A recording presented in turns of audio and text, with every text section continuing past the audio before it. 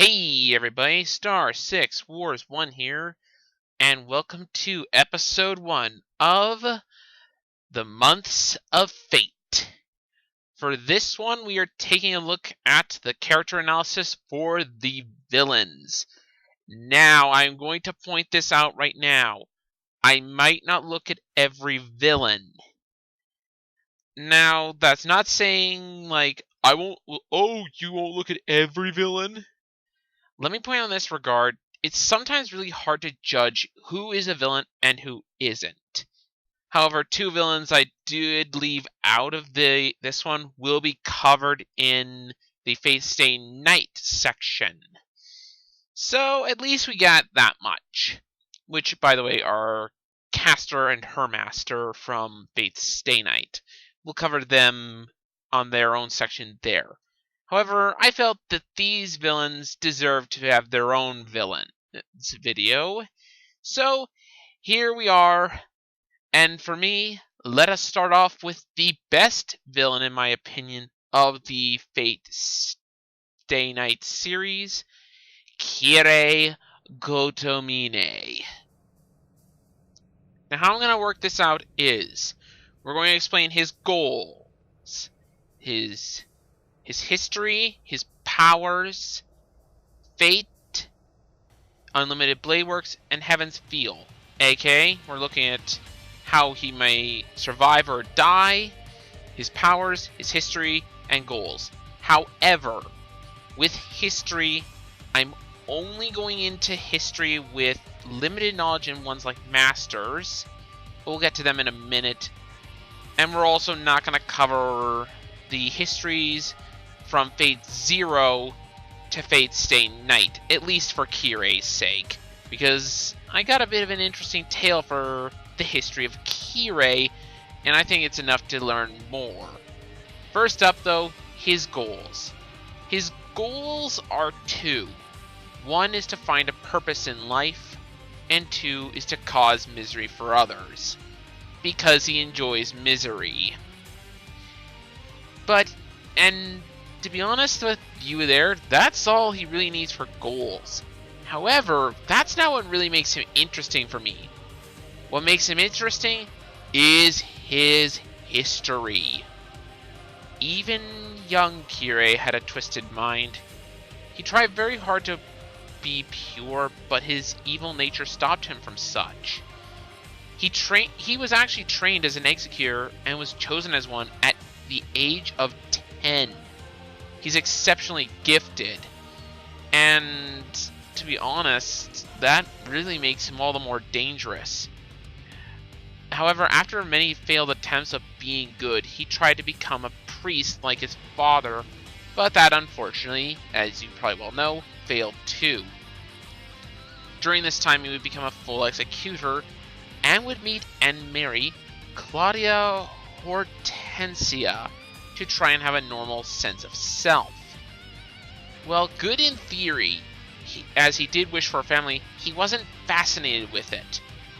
He was never sure why he chose her, whether because she was terminally ill, or because he felt there was no one else he wanted. Now, his life with Claudia did provide him with a child. Yes, Kirei is a father.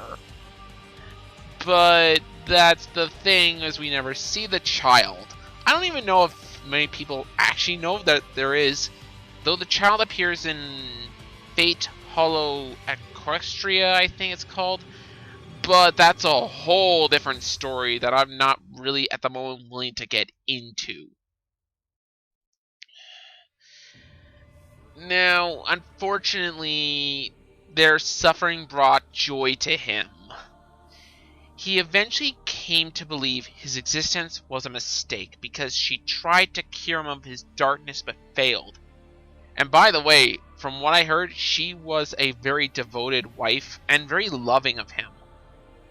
And she tried her very best to understand him, and to a point, I think she's probably one of the closest that anyone ever came to understanding Kirei.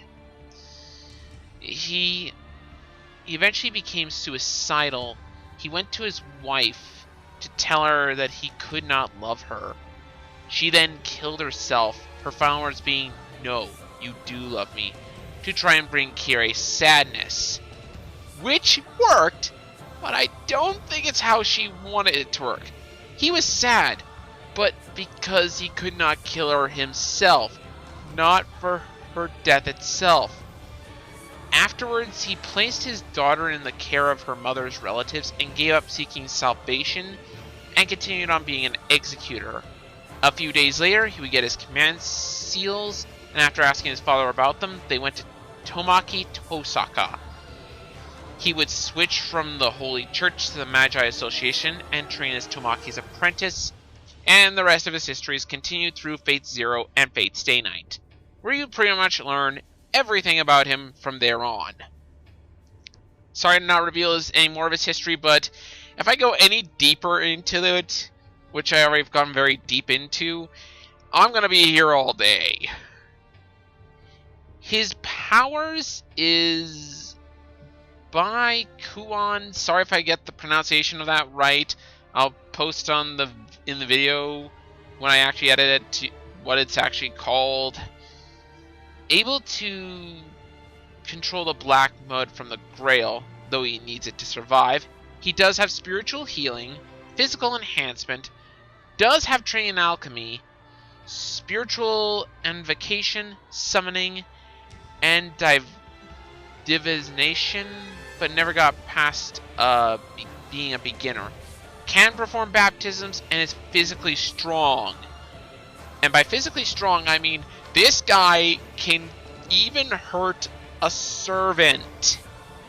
And they are incredibly strong. This guy is stupidly strong. So yeah, there's that. Now the next three parts, Fate, Unlimited Blade Works, and Heaven's Feel, all contain spoilers. So don't say I didn't warn you. In Fate, he is killed by Shiro using the Azoth dagger that he used to kill Tomaki Tosaka and gave to Ren.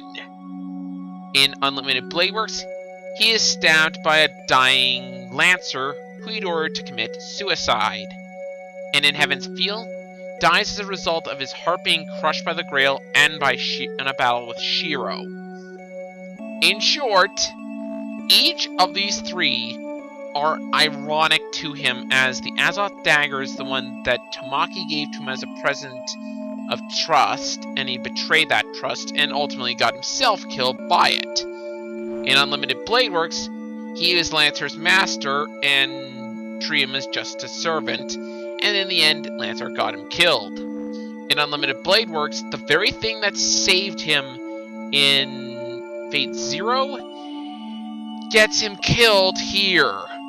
In short, all three of his deaths are ironic, and he survives none of these. Overall, Kirei is a very fascinating villain, and one of the best in my opinion, just because of how much history there's going on with him. But a great villain needs a great servant villain with Gilgamesh. Gilgamesh's goal is to break Saber and make her his wife. No, I'm not joking. Another one of his goals, however, is to watch Kirei's fall and his success. AKA, he's probably the reason that Kirei is as bad as he is right now. And his final goal is retake the world that was once his. Great.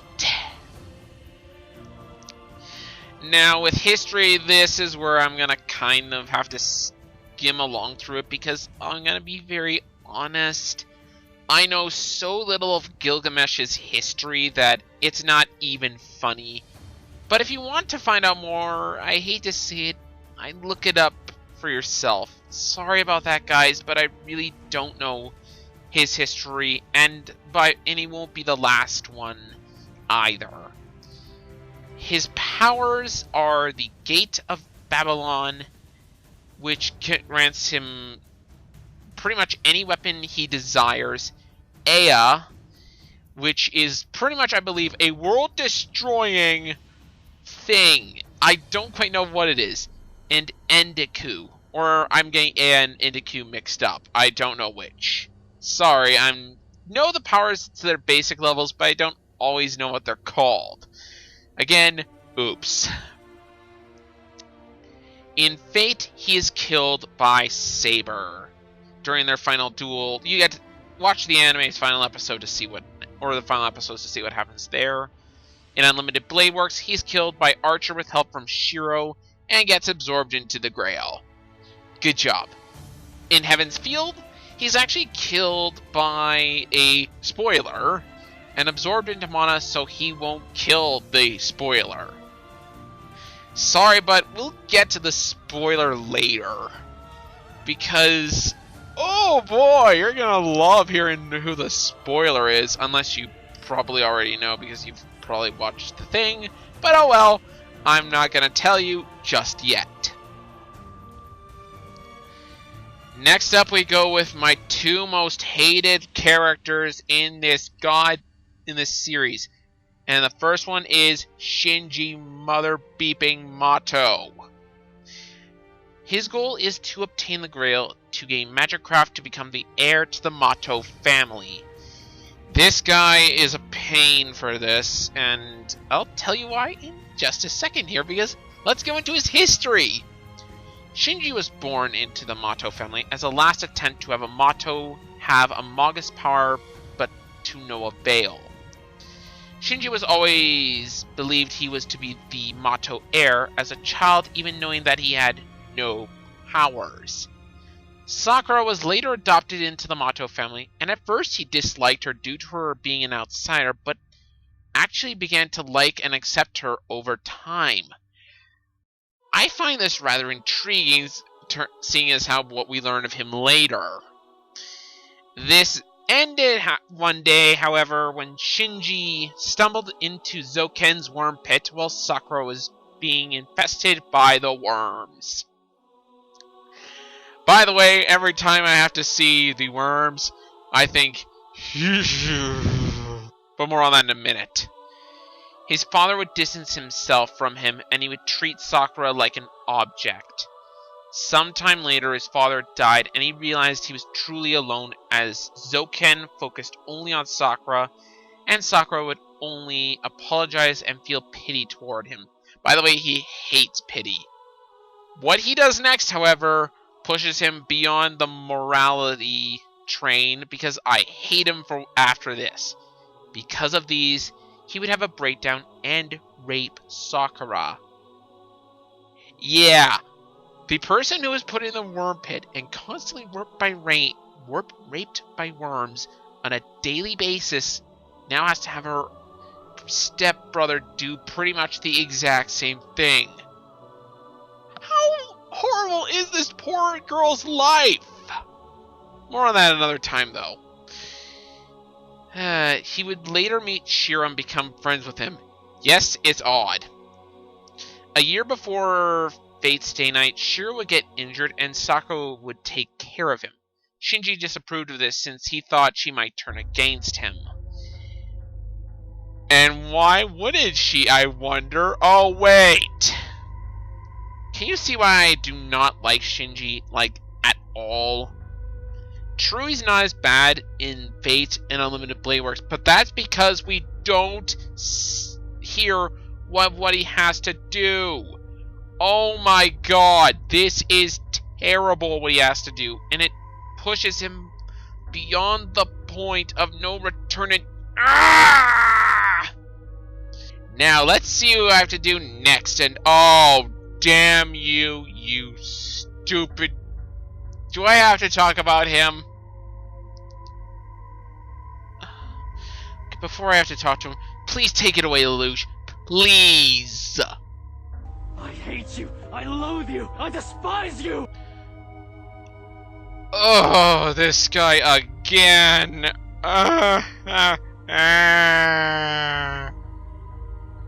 Zoken Mato, as you probably already know, is my most hated anime character ever.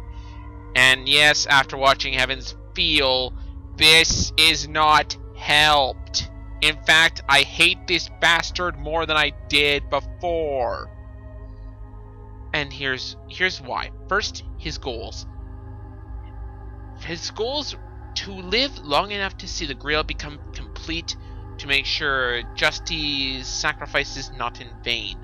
Now, I really don't want to get into too much of this, but she's like the homunculus Eisenburn that was part of the Holy Grail, the first Holy Grail thing, and she became the vessel for the Grail, as you probably already know.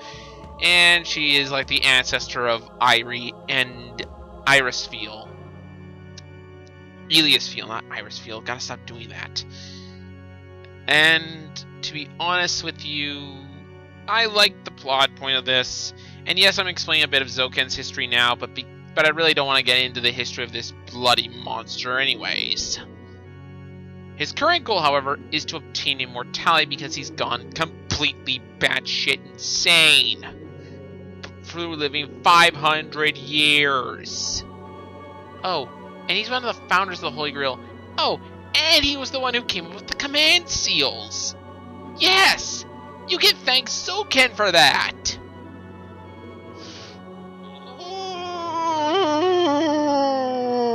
Oh, Nick, still gotta talk about him a little bit more. Powers. He uses worm familiars, prolongs his life by devouring humans. No, I'm not kidding. And before you ask, no, from what one part of Fate Stay Night's Heaven's Feels route shows, their deaths are usually very unpleasant. They're quick but extremely painful and gruesome. Oh, and here's the thing. Can regenerate his body if destroyed by devouring those such humans. And by that sense, you probably guess, he can't be killed by normal means. His entire body is made up of those worms. And that means that the original soul is somewhere else, while his body just keeps getting used by the worms day in and day out. And he has to devour the humans' lives. Yes, this is part of the reason I hate this bastard more. I didn't know this when I'm watching Fate Zero. When the worst part is, in Fate and Unlimited Blade Works routes, you don't know what happens to him. He never appears. Meaning, in those ones, he got away scot-free. I hate this bastard. But in Heaven's Feel, I don't even get to see him die once. I get to see him die twice. I love this. His body is exorcised / destroyed by Kirei and Sakura, and his presence, aka his soul, is killed by Ilya. Thank you, thank you, thank you! Oh, I hate this monstrosity of a character. I admit he's a kind of a good villain for that, but God, I hate him so freaking much. And I need to move on before I go any more insane than I probably have already. Next up, Yosuke from Fate Zero. Now he has a very simple goal. He's killing people and watch Caster kill people. This guy is also one of the most creepy things out there. And one of the most scary because he's a serial murderer even before the whole Fate thing. And what makes him worse is that he essentially could be portrayed as a normal human that just walks around and is your average person, but guess what? He could live a normal life and you never suspect that he's a serial killer. And he also believes that God is malicious and enjoys such things, making him a very scary portrayal of a character. I find his morals the most scary thing out there. Now for his powers, well, he does have magical circuits. He has no training, probably a good thing. So he technically has no powers. So, yay! Also, in Fate Zero, he is shot and killed by Kiritsugu, which I'll be honest, thank God he did. Because, God, that guy was one scary mofo. Alright. We're almost done with the villains, but here is the last one, Caster of Fate Zero. He is just as creepy as Ryunosuke, and maybe even more so. And I'll explain why in the history part, but first, his goals. Killing people for Ryunosuke's enjoyment and making Saber remember she is Joan of Arc, even though she isn't. That's not what scares me though. What scares me is the fact that this guy, it can hypnotize the children, give them one sense of false hope, and then murder them brutally. AKA, this guy is creepy as hell. But, guess what? His history, let's go to that. He was once a comrade of arms of Joan of Arc and was devastated by her death. He would later become a mass child killer who would kill and rape children in his neighborhood. And he would later be hanged for his crimes 8 years later. AKA, for 8 years, he got away with this shit. Holy crap. That's just wrong on so many levels. And just his whole backstory, if you look it up, probably will add more creepy measures, because that's never revealed in Fate Zero. No, I don't actually know his real name. Sorry, I kind of forgot. However, his powers, as I mentioned before, he does have hypnosis, demonic summoning. Oh, I can summon a Cthulhu monster, as portrayed with the last thing he summoned.